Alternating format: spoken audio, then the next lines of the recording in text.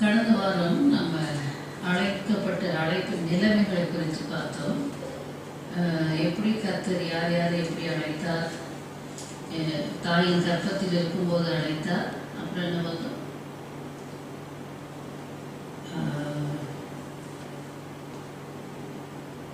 தாயின் கர்ப்பத்தில் இருக்கும்போதே அப்புறம் பெயர் சொல்லி அழைத்தார். அடுத்தது என்ன பார்த்தீங்க? தாயின் கர்ப்பத்தில் இருக்கும்போது அழைத்தார், பெயர் சொல்லி அழைத்தார். கரவலாடுகளின் பின்னே போன தாவீது உலக பிரகாரமான உத்தரவாதத்தில் இருக்கும்போது கர்த்தர் அழைத்தார். இப்படி அழைப்புகளை குறித்து பலவிதமான அழைப்புகளுடைய நிலைமைகளை குறித்து நம்ம பார்த்தோம்.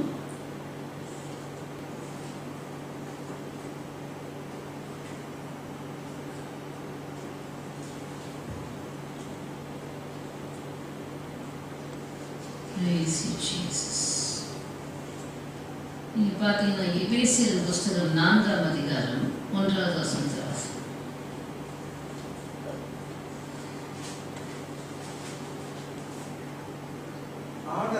ஆதலால் கர்த்தர்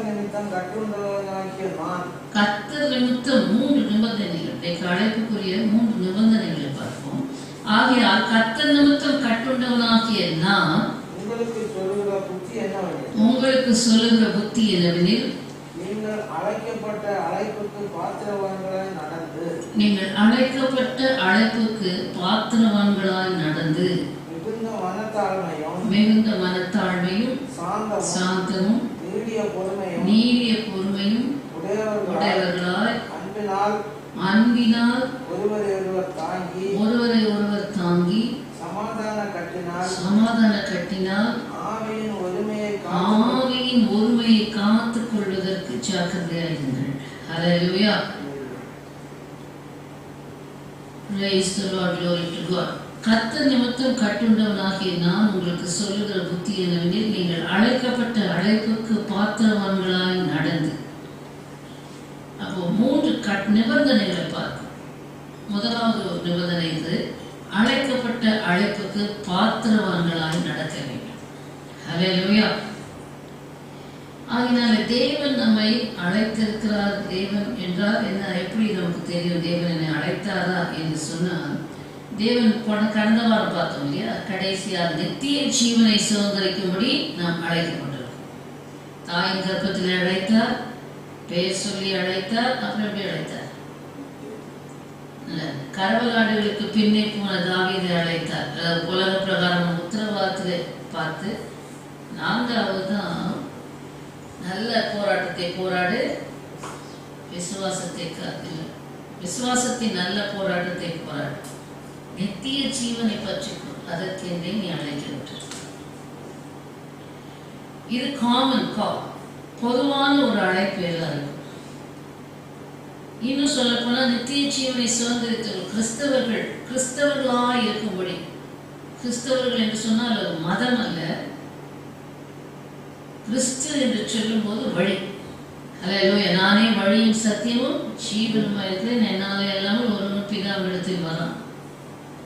அப்போ பிதாவினிடத்திலே ஒன்றான மெய்தேவனிடத்தில் நம்மை கொண்டு சேர்க்கும்படியான ஒரு பாதை தான் இயேசு.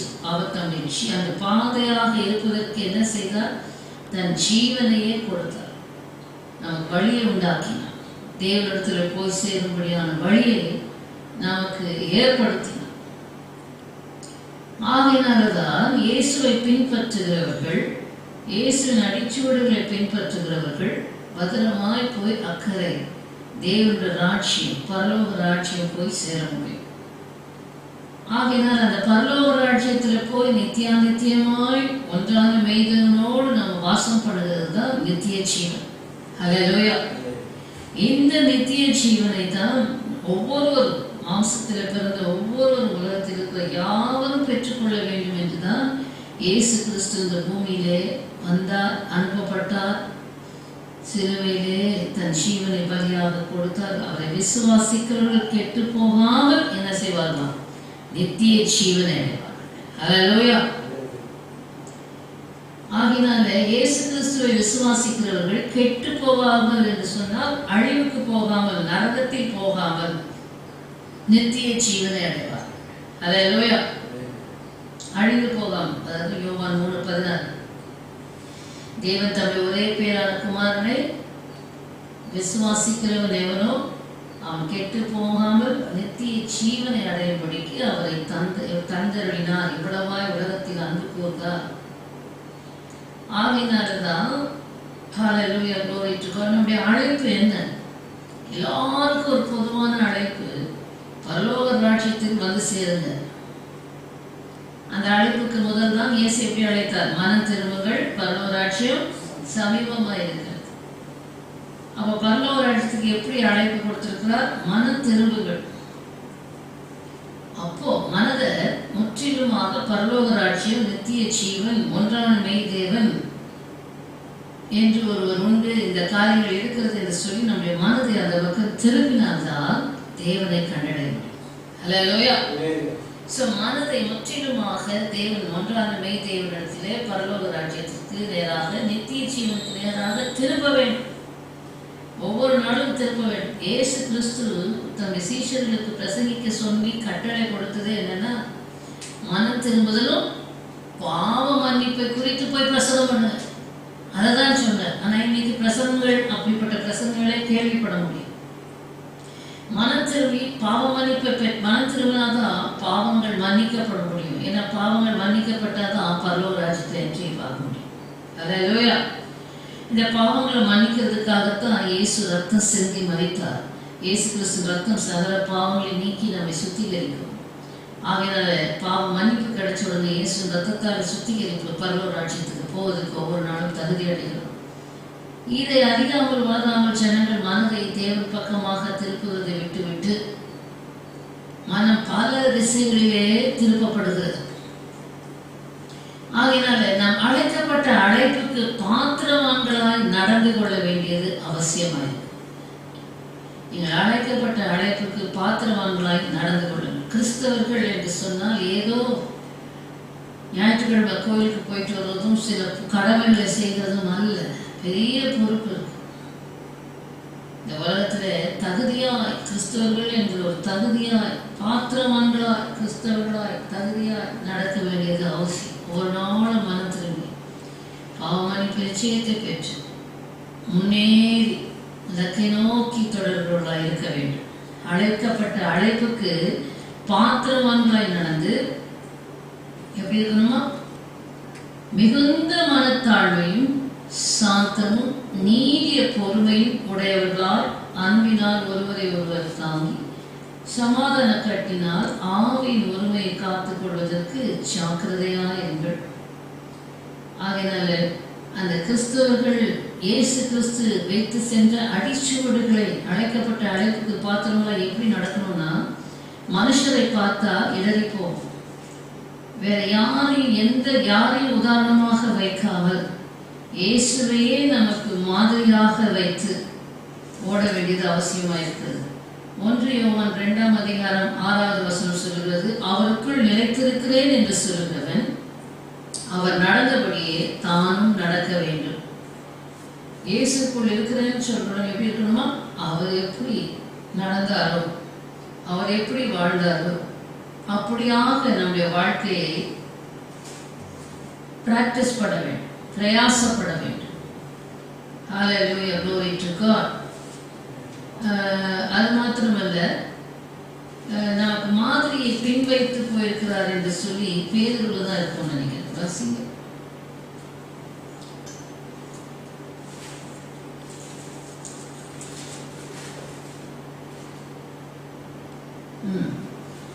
ஒன்று பேதுரு புஸ்தகம் 2:21.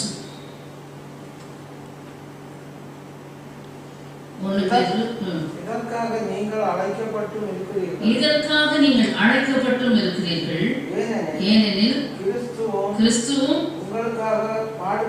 உங்களுக்காக பாடுபட்டு நீங்கள் தம்முடைய அடிச்சுவடுகளை தொடர்ந்து வரும்படி நீங்கள் அவருடைய அடிச்சுவடுகளை தொடர்ந்து வரும்படி உங்களுக்கு மாதிரியை பின்வைத்து போனார். உங்களுக்கு மாதிரியை, எக்ஸாம்பிளை பின்வைத்து போனார். கிறிஸ்துவும் உங்களுக்காக பாடுபட்டு நீங்கள் அவருடைய அடிச்சுவடுகளை தொடர்ந்து வரும்படிக்கு உங்களுக்கு என்ன வைத்தார்? மாதிரியை பின்வைத்து போனார். ஹல்லேலூயா. நமக்கு ஒரு அதாவது எடுத்துக்காட்டாக இயேசு இந்த உலகத்திலே மனிதன் என்றால் எப்படி வாழ வேண்டும் என்பதற்கு மனிதனாய் வந்து வாழ்ந்து காண்பித்தார். ஹல்லேலூயா. என்னில் பாவம் உண்டு என்று உங்களை யார் என்னை குற்றப்படுத்தக்கூடும் என்று கேட்டார். ஹல்லேலூயா. அவர் என்ன செய்தார்? பாவிகளை தேடி போனார். ஆனால் அவரிடத்துல என்ன இல்லை? பாவம் இல்லை. ஹல்லேலூயா. ஆகையினாலே அவர் வேதம் சொல்கிறது உங்களுக்கு மாதிரியை பின்வைத்து போயிருக்கிறார். ஆகையினால் அவருடைய அடிச்சுவடுகளை தொடர்ந்து வரும்படி. இன்னைக்கு யாருடைய அடிச்சுவடுகளையோ யாருடைய மாதிரிகளையோ எடுத்துக்காட்டுகளையோ பின்பற்றுகிறார்கள். அப்படி அல்ல. ஒருவரை பார்த்து ஒருவர் நடக்கிறது நல்லது. அப்போஸ்தலனாகிய பவுல் சொல்றாரு, நான் கிறிஸ்துவை பின்பற்றுகிறது போல நீங்கள் என்னை பின்பற்றுகிறார்கள் சொல்றார். பிலிப்பியர் 3ஆம் அதிகாரத்தில் சொல்றாரு, நாங்கள் உங்களுக்கு இயேசுவையே பின்பற்றுகிறோம், இதை போலவே பின்பற்றுகள் யாராவது இருந்தால் அவர்களை ஃபாலோ பண்ணணும். ஆகையினால இயேசுவின் அடிச்சுவடுகள் இல்லாத மற்ற எந்த உதாரணத்தையோ எடுத்துக்காட்டையோ நாம் என்ன செய்யக்கூடாது? அதை ஃபாலோ பண்ணக்கூடாது, அதை பின்பற்றக்கூடாது. ஆகையினாலே ஹல்லேலூயா, அவருடைய அடிச்சுவடுகளை தொடர்ந்து வர வேண்டும். அழைக்கப்பட்ட அழைப்புக்கு பாத்திரவான்களாய் நடக்க வேண்டும் என்றால் இயேசு கிறிஸ்துவினுடைய அடிச்சுவடுகளை நாம் தொடர வேண்டியவர்களாக இருக்கிறோம், பின்பற்றுகிறவர்களாக இருக்கிறோம். அவர் நமக்கு மாதிரியை என்ன செய்தார்? பின்வைத்து போனார். நம்மளால முடியலையா? சில காரியங்களை ஆண்டுகிட்ட கேட்கணும். ஆண்டவரே, இந்த காரியம் நான் முடியலையே, எனக்கு உதவி செய்யும். உங்களுடைய பாதையில உங்களுடைய வழியில நடக்க எனக்கு முடியலப்பா, எனக்கு கிருபைதாரும். இங்கே பிழை இருக்கிறது, இங்கே குறை இருக்கிறது. உங்களை போல பேச முடியல, உங்களை போல சாந்தமா இருக்க முடியல, தாழ்மையா இருக்க முடியல, உங்களை போல இறக்கமா இருக்க முடியல, உங்களை போல அன்பா இருக்க முடியல. அப்புறம் என்ன? உங்களை போல கர்த்தாவே ஆண்டவரே பிதாவுக்கு சித்தம் செய்கிறவனாய் இப்படி இயேசுவை தியானிச்சோன்னா நமக்குள்ள நல்ல நல்ல பண்புகள் எல்லாம் உருவாகும். ஹல்லேலூயா. குறையுள்ள மனுஷர்களை தியானிச்சோம்னா அந்த மனுஷருக்கு குறைதான். எதை தியானம் பண்றோமோ அதுதான் நம்முடைய வாழ்க்கையா இருக்கும். அதனால இயேசுவை தியானித்து, இயேசுவின் அடிச்சுவடுகளை தியானித்து, அந்த அடிச்சுவடுகளை நடக்க கர்த்தருடைய உதவியை கேளுங்கள். கூடாத விஷயத்துல கர்த்தர்ட்ட கேட்கணும், உதவி செய்யணும். அப்பொழுது தேவன் நமக்கு உதவி செய்கிறவராயிருப்பார். ஹல்லேலூயா. கர்த்தருடைய பரிசுத்த நாமத்திற்கு மகிமை உண்டாவதாக. கர்த்தர் நல்லவர், அவர் கிருபை என்றும் உள்ளது. ஆகையினால் அழைக்கப்பட்ட அழைப்புக்கு பாத்திரவான்களாய் நடந்து கொள்ளுங்கள். அப்போ இயேசுவையே பார்த்து கொண்டு நடந்தால்தான் நாம் பாத்திரவான்களாக இருக்க முடியும். ஆமென். அடுத்ததாக நீங்கள் வாசிப்பீர்கள் என்று சொன்னால் பார்க்கலாம். 1 கொரிந்தியர் புஸ்தகம் 7ஆம் அதிகாரம்.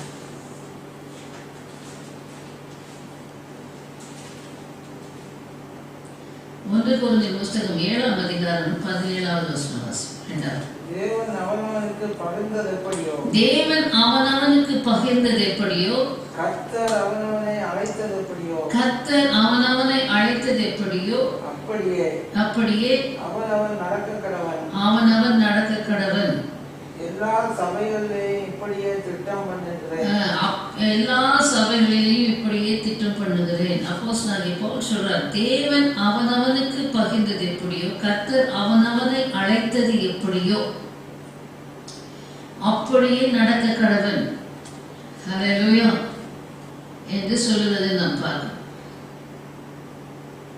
Praise the Lord, glory to God. அடுத்த வசனத்துல சொல்றாரு, அதாவது யூதர்களை குறித்து புறஜாதிகளை குறித்து சொல்லும்போது சொல்றார், ஒரு விருத்த சேதனம் பெற்றவனாய் அழைக்கப்பட்டிருந்தால் விருத்த சேதனம் இல்லாதவனாய் இருக்க வகை தேடானாக, ஒரு விருத்த சேதனம் இல்லாதவனாய் அழைக்கப்பட்டிருந்தால் அதை பெறாதிருப்பானாக.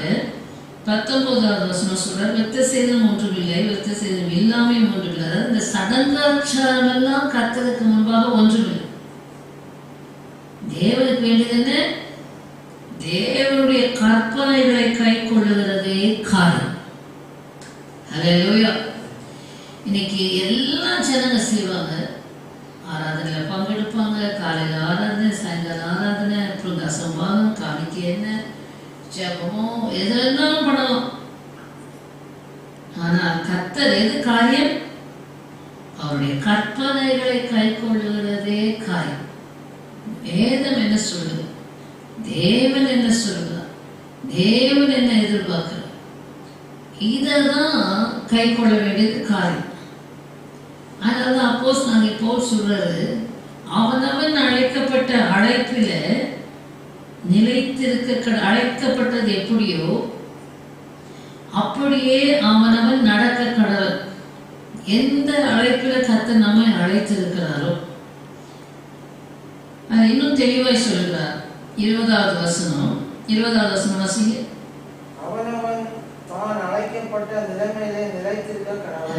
அவனவன் தான் அழைக்கப்பட்ட நிலைமையில நிலைத்திருக்க கடவுள். அவனவன் தான் அழைக்கப்பட்ட நிலைமையில, எந்த நிலைமையில கர்த்தர் நம்மை அழைத்தாரோ அதுல நிலைத்து அசைவிடாது.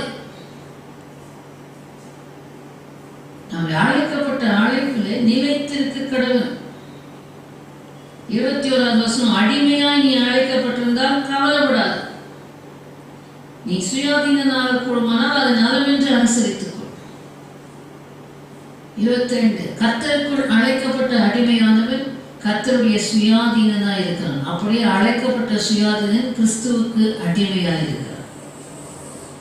ஹல்லேலூயா. திரும்பவும் அவர் அப்போஸ்தலனாகிய பவுல் 24வது வசனம் வாசிங்க. சகோதரரே, அவனவன் தான் அழைக்கப்பட்ட நிலைமையில தேவனுக்கு முன்பாக நிலைத்திருக்க கடவுள். திரும்ப எம்பசைஸ் பண்றார். 17வது வசனத்துல அவனவன் நடக்க கடவுள்னு சொன்னாரு. அழைக்கப்பட்டது எப்படியோ அந்த அழைப்புல நட. 20வது வசனம் சொல்றாரு, அழைக்கப்பட்ட நிலைமையில நிலைத்திரு. ஹல்லேலூயா. 24வது வசனம் சொல்றாரு, அழைக்கப்பட்ட நிலைமையில தேவனுக்கு முன்பாக நிலைத்திரு. ஹல்லேலூயா. நிலைத்திரு, தேவனுக்கு முன்பாக நிலைத்திரு. அவனவன் அழைக்கப்பட்ட நிலைமையிலே நடக்க கடவுள், நிலைத்திருக்க கடவுள். அதாவது ஒரு செடி நட்டுனா ஒரு இடத்துல நடலாம், இன்னொரு இடத்துல எடுத்து நடலாம். சும்மா எடுத்து தினம் இடத்த மாத்திக்கிட்டே இருந்தா என்ன ஆகும்? அது வேர் கொள்ளாது. ஹல்லேலூயா. அதே போலவே நம்முடைய மனதும் கர்த்தரை விட்டு விட்டு விட்டு அங்கும் இங்குமாக போய்கொண்டிருந்தால், வேர் கொள்ளாமல் இருந்தால் கர்த்தருக்குள்ளே நிலைத்திருக்க முடியாது, பலன் கொடுக்க முடியாது. அதனால் அழைக்கப்பட்ட அழைப்பில அசைவுறாதபடி நம்முடைய அழைப்பை அசைக்க பல சூழ்நிலைகள் வரும். ஹல்லேலூயா, glory to God. நிலைத்திருக்கிறது அசைக்கப்படாமல் இருக்கு, வேரூன்றுகிறது. ஹல்லேலூயா. பனைமரம் தான் சொல்லுவாங்க நினைக்கிறேன். பெரிய புயல் அடிச்சாலும் பலத்த காற்று வீசினாலும் அது என்ன செய்வோம்? அப்படியே வளைந்து கொழுத்து திரும்ப நிமிர்ந்து. ஹல்லேலூயா. அசைக்கப்படக்கூடாது.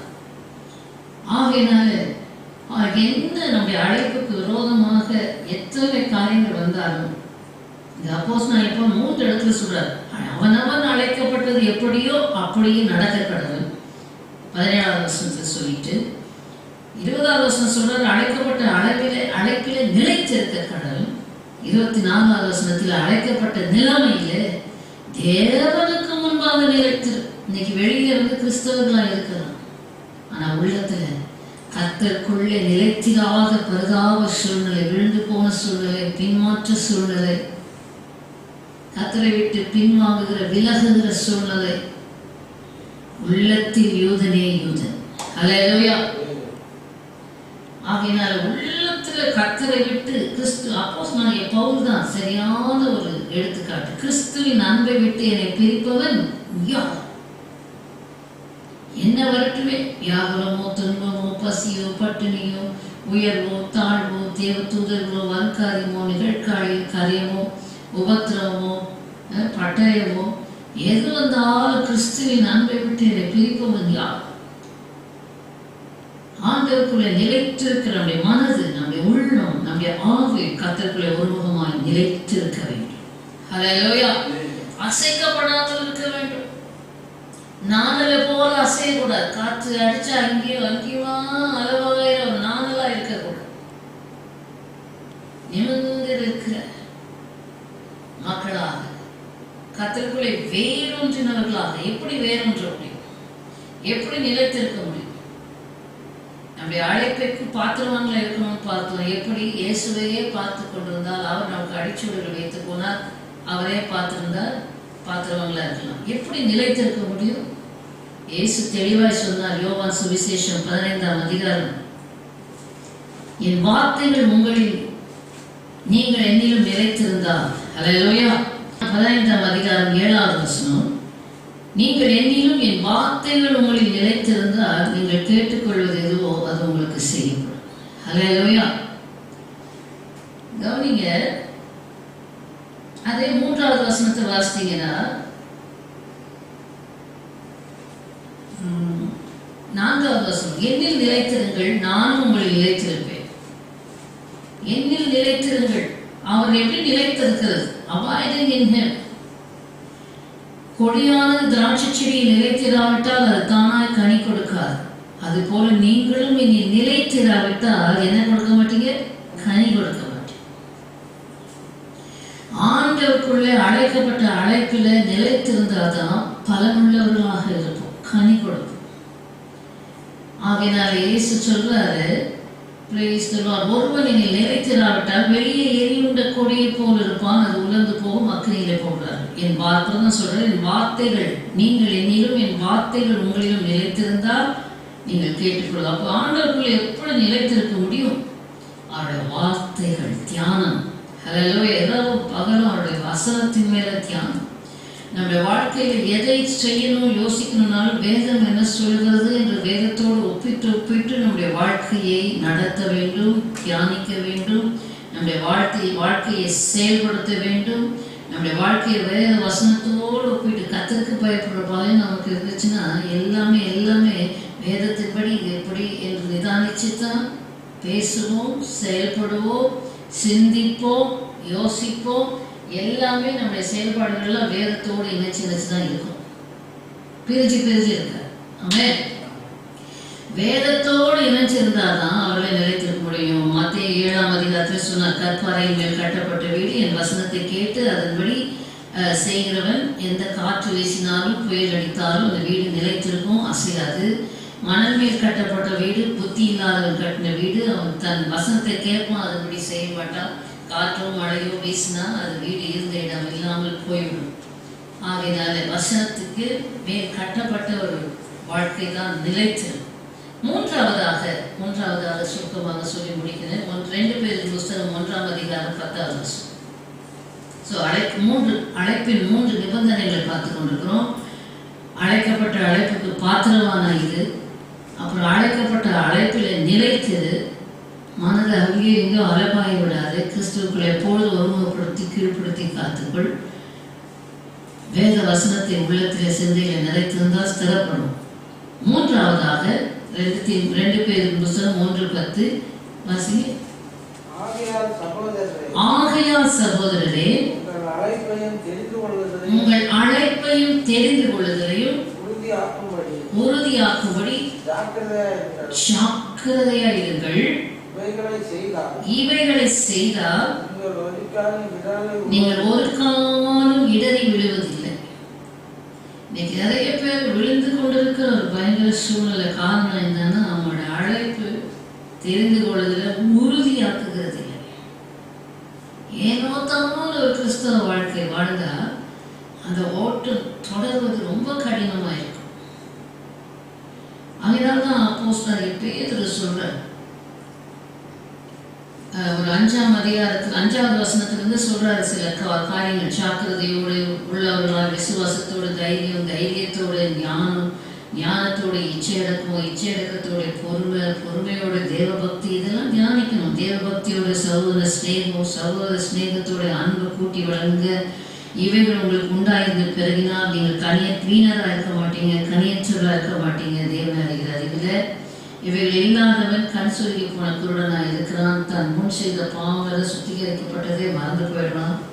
ஆகையினால் உங்களுடைய அழைப்பையும் கண் சொல்லி போன குருடர்கள் அழைக்கப்பட்ட என்னது முன் செய்த பாவங்களால் சுத்திகரிக்கப்பட்டவர்கள் பரலோக ராஜ்யம் தான் என் பாக்கியம், நித்திய ஜீவன் தான் என் பாக்கியம், தேவனை சென்றடைவது தான் என் லட்சியம் என்று வந்தவர்கள், தன் பாவங்களால் சுத்திகரிக்கப்பட்டவர்கள், இயேசுவின் ரத்த புண்ணியத்தினாலே பாவ மன்னிப்பை பெற்றவர்கள், இயேசுவின் ரத்த புண்ணியத்தினாலே சுத்திகரிக்கப்பட்டவர்கள், இந்த தரிசனத்தை இழந்து தேவனை அறிகிற அறிவை இழந்து வீணராய் கனியற்றவர்களாக, தேவனுடைய ராஜ்யத்துக்கு ஏற்ற பலன் கொடுக்காதவர்களாக, கண் சொருகி போன குருடர். முன்ன நல்ல கண் பார்வை இருந்துச்சு. எந்த பார்வை? சரீர பார்வை, ஆவிக்குரிய சிந்த பார்வை, பரலோக ராஜ்யம், நித்திய ஜீவன். இப்ப இதெல்லாம் அந்நிய காரியமா இருக்கு. பரலோக ராஜ்யமா எங்கேயோ தூரத்தில் இருக்குது, நித்திய ஜீவனா தேவனா, அதெல்லாம் இப்போ மறக்கடிக்கப்பட்டு கண்கள் குருடாக்கு, ஆவிக்குரிய கண்கள், மனக்கண்களை பிரபஞ்சத்தின் தேவன் என்ன செய்தான்? குருடாக்கி இருக்கிறான்னு நம்ம 2 Corinthians 4:4 பார்க்கிறோம். பிசாசானோட வேலையை மாம்சக்கண் நல்லா திறந்து விட்டான் ஏதேன் தோட்டத்தில். ஆவிக்குரிய கண்ணை அடைச்சி போட்டான், தேவனை அறிந்து கொள்ளக்கூடாது. இயேசு மூலமாக அவரை பற்றி கேள்விப்பட நம்முடைய ஆன்மீக கண்கள் திறக்கப்படுகிறது. அவர் அறிகிற அறிவை அடைகிறோம், முன்னேறி செல்கிறோம். நாளடைவில் இப்போ என்ன ஆயிடுது? ஜனங்களுக்கு அவரை அறிகிற அறிவை அடையாதபடிக்கு அந்த சுத்திகரிக்கப்பட்டு எல்லாம் நல்ல திறக்கப்பட்ட அந்த கண் நாடு ஆக ஆக ஆக என்ன செய்யுது? அந்த பார்வை, ஞான கண் அல்லது ஆவிக்குரிய கண், ஆன்மீக கண் திறந்து பிரகாசமா இருந்து கர்த்தர் தான் பாக்கியம், பரலோக ராஜ்யம் தான் பாக்கியம், தாகம், வாஞ்சை இதெல்லாம் இருந்தது. நாளடைவில் அந்த கண்கள் மூடப்படுகிறது. எப்படி? மாம்சக்கண் அதிகமாக திறந்து உலக காரியத்துக்காக, உலகத்துக்கு பின்னாடி, உலக உல்லாசத்துக்கு, ஆசீர்வாதத்துக்கு, உலக நன்மைக்கு, உலக ஆடம்பரத்துக்கு, உலக ஐஸ்வர்யத்துக்கு, உலக சம்பத்துக்கு பின்னாடி மனது போகிறபடினாலே உலக மாம்சக்கண்கள் திறந்து உலகத்தை அதிகமாய் பார்த்து வாஞ்சித்து வாங்கிக்கொள்கிறதுனால இந்த ஆத்மீக கண்கள், ஆன்மீக கண்கள் மூடப்பட்டு என்ன ஆகுறது? நாளடைவில் கண் சொருகி போன குருடர்கள், ஷார்ட் சைட்டட். ஆங்கிலது நல்லா இருக்கும். They become short-sighted even to blindness. பரலோக ராஜ்யம் தூர பார்வை போய் இப்போ என்ன ஆயிடுச்சு? சமீப பார்வை வந்துருச்சு, ஷார்ட் சைட். கொஞ்ச நாளில் உலகத்துக்காக தேவனை தேடுறது. ஆண்டவரே எனக்கு இதைத்தாரும், வேலைத்தாரும், அதைத்தாரும், உயர் வைத்தார் எல்லாம் வந்த பிறகு இப்போ ஆண்டவரே தேவையில்லை. கண் சொருகி போன குருடர். அடுத்தது ஷார்ட் சைட்டட்னஸ். இப்போ என்ன ஆயிடுச்சு? ஆண்டவே தேவையில்லை, பணம் இருக்கு, டாக்டரை பார்த்துக்கலாம், வக்கீலை பார்த்துக்கலாம், பிரச்சனையை தீர்த்துக்கலாம். ஆகையினால இப்படி இருந்தால் ஜனங்கள் பின்வாங்கி போய்கொண்டிருக்கிறார்கள். ஆகையினால் தான் எச்சரிப்பு கொடுக்கிறார், உங்களோட அழைப்பையும் தெரிந்து கொள்வதையும் உறுதிப்படுத்துவதற்கு ஜாக்கிரதையாக. ஹல்லேலூயா. 3வது நிபந்தனை என்ன? அழைப்பையும் தெரிந்து கொள்வதையும் உறுதிப்படுத்தும். நான் எதற்காக அழைக்கப்பட்டேன்? அழைப்பையும் தெரிந்து கொள்ளுங்கள். நீங்கள் லூக்கா சுவிசேஷம், மார்க்கு சுவிசேஷத்தில் பார்த்தீங்கன்னா இயேசு கிறிஸ்து சீஷர்களை வரவழைக்கிறாராம். அவர்களிலே 12 பேரை தேர்ந்தெடுக்கிறாராம். அவர்களை ஊழியர் செய்யும்படி, தம்மோடு இருக்கும்படி, தாம் அனுப்பும் இடமெங்கும் போகும்படி, பிணியாளி குணமாக்கும்படி ஏற்படுத்தினார். 3 காரியங்களை செய்கிறார். அழைக்கிறார் எல்லாரையும், அதில் 12 பேரை தேர்ந்தெடுக்கிறார், அப்புறம் ஏற்படுத்துகிறார். ஸோ அழைக்கிறார். அடுத்தது என்னது? நான் அழைக்கப்பட்டிருக்கிற பரலோக ராஜ்யத்திற்காக. அடுத்தது அதில் தெரிந்து கொள்கிறார். எப்படி தெரிந்து கொள்கிறார்? எங்கே தெரிந்து கொள்கிறார்? அழைக்கப்பட்டவர்கள் அநேகர், இயேசு சொல்றார். தெரிந்து கொள்ளப்பட்டவர்களோ சிலர். அப்போ ஏசாயா 48:10 உபத்திரவத்தின் குகையில உன்னை தெரிந்து கொண்டேன். சில பரீட்சைகளின் வழியாக, சில உபத்திரவங்கள் வழியாக, சில பாடங்களின் வழியாக நாம் கடந்து வரும்போது அந்த பரீட்சைகளிலே கர்த்தருக்கு உண்மை உள்ளவர்களாக இருந்து கர்த்தரால் தெரிந்து கொள்ளப்பட்டவர்களாக இருக்க வேண்டும். ஹல்லேலூயா. அந்த பரீட்சைகளில் அநேகர் நிற்க முடியாதபடிக்கு, விசுவாச பரீட்சையில் நிற்க முடியாதபடிக்கு அநேகர் தயங்கி திகைத்து பயந்து ஆண்டவர் இல்லாததை போல விசுவாச கிறிஸ்தவ வாழ்க்கையே விசுவாசம் தான், காண நம்பப்படுற உறுதியும் காணப்படாத நிச்சயம். காணாததை நம்ம நம்புறது தான் விசுவாசம். இப்போ காணாத ஒண்ணு, நம்ம காணாத தேவன், காணாத ராட்சியம், காணாத நித்திய ஜீவனை விசுவாசித்து போறோம். இதுல வருகிற பரீட்சைகளிலே தேவன் வெளிப்படாவிட்டால் அநேக தடுமாறி விழுந்து கொண்டிருக்கிறார். ஆகினால்தான் அங்க சொல்றார், நீ அழைப்பேன் தெரிந்து கொள்வதை உறுதிப்படுத்தி கொண்டால் ஒரு காலம் இடறி விடுவதில்லை. ஆகினால் நான் அழைக்கப்பட்டிருக்கிறேன், பரீட்சைகளில் எல்லாம் கர்த்தர் நமக்கு நம்மளை ஓகே பரவாயில்லை, தகுதி தகுதி தகுதி நம்ம தகுதி நம்மளால் உண்டானது, நம்மளை தகுதிப்படுத்துகிறவரும் தேவன் தான். அப்போ தெரிந்து கொள்ளுகிறார் பரலோராடு. இது ரெண்டத்தையும் உறுதிப்படுத்திக் கொள்ளணும். கர்த்தர் என்னை பரீட்சைகளுக்குள்ளே நடத்துகிறார். ஏனென்றால் என்னை சோதித்து சுத்த பொன்னாக விளங்க செய்து அதிலே தான் பரலோராட்சியத்துக்கு என்னை தகுதி அடையும்படிக்கு தெரிந்து கொள்கிறார். அல்லேலூயா. அநேகர் என்ன செய்யறாங்க, அந்த பரீட்சை கர்த்தர் அனுமதிக்கிறார் என்று தெரியாமல் தங்க இஷ்டத்துக்கு அந்த பரீட்சைகளிலே வாழ்ந்து இந்த தெரிந்து கொள்ளுதல் பாதையிலே போகாதபடிக்கு முடிந்து விடுகிறார். ஆகினாலே ஹல்லேலூயா, அழைக்கப்பட்ட அழைப்பின் தெரிந்து கொள்வதை உறுதியாக்கும்படி ஜாக்கிரதையாயிருங்கள். இவைகளை நீங்கள் செய்தால் என்ன ஆவதில்லை, ஒரு காலம் இடறி விழுவதில்லை. நாம் கண்டு பார்த்தோம். ஹல்லேலூயா, glory to Jesus. 3 நிபந்தனைகள். போன வாரம் 3 நிலைகள், அழைக்கப்பட்ட நிலைகளை பார்த்தோம். இப்போ அழைக்கப்பட்ட நிபந்தனைகள் பார்த்தோம். அழைக்கப்பட்ட அழைப்புக்கு பாத்திரமாக இருக்க வேண்டும் என்றால் இயேசுவையே பார்த்து கொண்டு அவருடைய அடிச்சுவடுகளை பிராக்டிஸ் செய்ய வேண்டும்.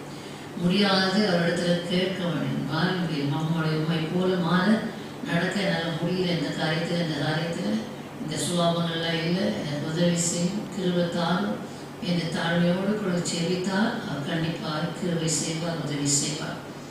இரண்டாவதாக அழைக்கப்பட்ட அழைப்பிலே நிலைத்திருக்க வேண்டும். அங்கு இங்கு மாறிக்கொண்டே இருக்கக்கூடாது. மனம் அவர்களை ஒருமுகமாக நிலைத்திருக்க வேண்டும். மூன்றாவது அழைக்கப்பட்ட அழைப்பையும் தெரிந்து கொள்வதையும் உறுதியாக்கும்படி ஜாக்கிரதையாக்க வேண்டும். அப்படி செய்தால் நாம் இடறி விழுவதே இல்லை. ஹல்லேலூயா, glory to God.